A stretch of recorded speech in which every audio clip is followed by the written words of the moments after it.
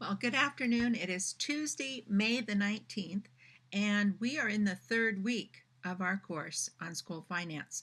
And I've been very positive about your first assignment, and we're going to be discussing those tomorrow night in our online sessions in GoToMeeting. So I'd like you to give a brief analysis of what you discovered in looking at your school budget and maybe any interview data or data that you collected that was kind of surprising to you.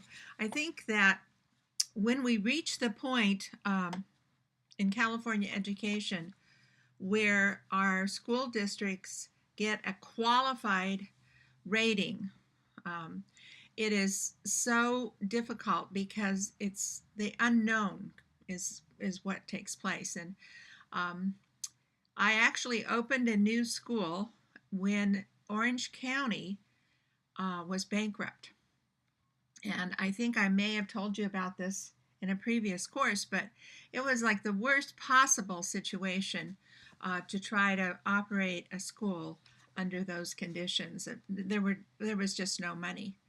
And it was a good year before we came out of that bankruptcy and we're able to return to some level of solvency in the county, because remember that the county controls the money.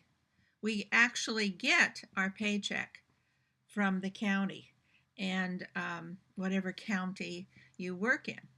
So the state pays the county either invests those funds or they keep them in reserves, or they have money in the bank account to make their monthly debt.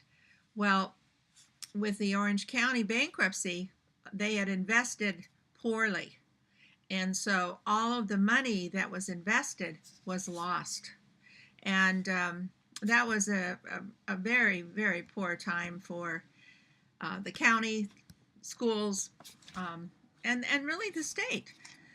We actually have San Bernardino that's bankrupt now, and other counties are on the verge of bankruptcy. So, and I believe that some in Northern California are very close to bankruptcy. So I think it's really important that you understand how the finances work in your school district and try to connect what the needs are in the school, particularly with the LCAP. And we're going to be in this process for about 8 years for full implementation of the LCFF, local control funding formula. And so it's going to be, kind of, you're at the brink of what is going to be taking place in schools as you finish your administrative credential and your master's. So it's an exciting time because you're able to learn all of this new information. The last time I taught this course, we didn't have LCAP and LCFF, and we were still with the revenue spending limit and categorical money. And so various initiatives are passed, and then those initiatives then put into law. And one of the problems is that when we have fiscal crises in the state and at the local level, sometimes those initiatives cannot be fully funded and supported.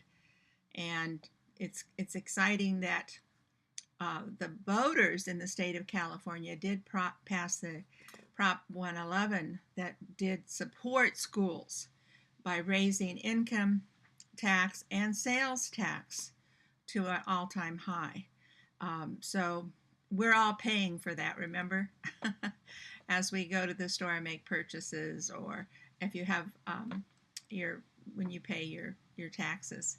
So it's your projects are really coming in with excellent quality, and I look forward to seeing you online tomorrow night.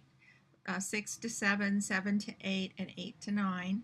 I've already posted the GoToMeeting link, which is the same one that we've had. I try to keep it the same now. And so I do want to talk to you about the next assignment, which is a collaborative topical presentation that I think we talked about doing the LCAP. So that will be presented week 8, okay? And